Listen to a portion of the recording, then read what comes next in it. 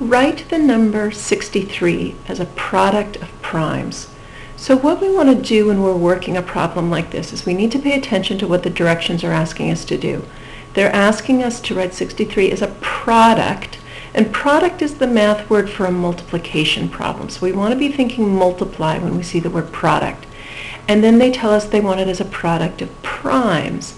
And remember that a prime number is a number that has only one and itself as factors.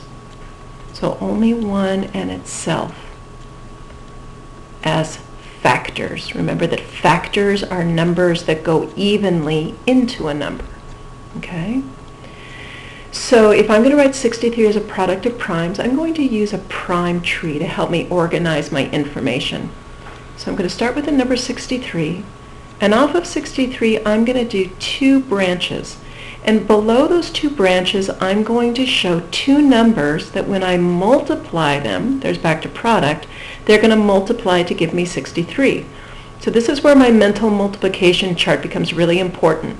I want to be able to kind of go into my mental multiplication chart and say, oh yeah, 7 times 9 equals 63.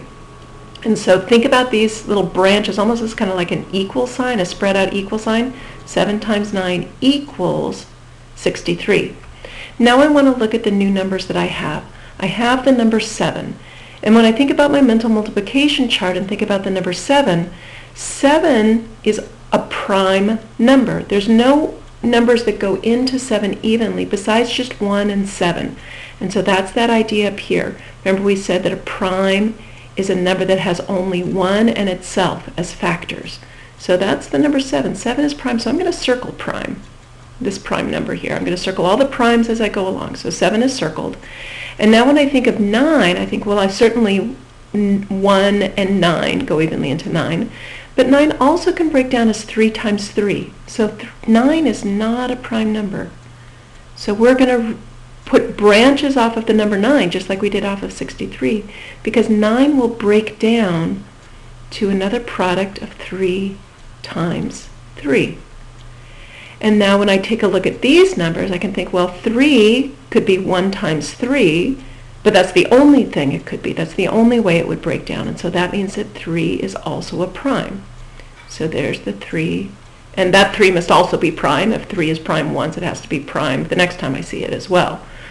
So now all of my branches end in a prime number. So that means that I'm done with my prime tree.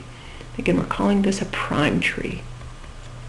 I'm not quite finished with the problem though yet, because this asks me, the problem asks me to write the number 63 as a product of primes.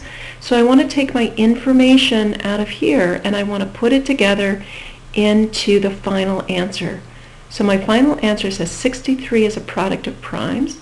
So 63 equals, I'm going to write the prime numbers from smallest to largest just to help me organize the information. So I've got a 3 that's prime, and I've got another 3 that's prime, and I have a 7 that's prime. And all of those are being multiplied together, and so that tells me that I have a product if they're being multiplied together. Notice that the number 9 did not go into my final factors because it's not a prime number. The 3 times 3 is what happened to the 9, and so I don't want to put the 9 in there again. So here would be our final answer. We've written 63 as a product of primes. And we can always check our work by just going ahead and multiplying out. 3 times 3 we know is 9. 9 times 7 we know is 63. And because all these numbers in our product are primes, we know that we have the right answer.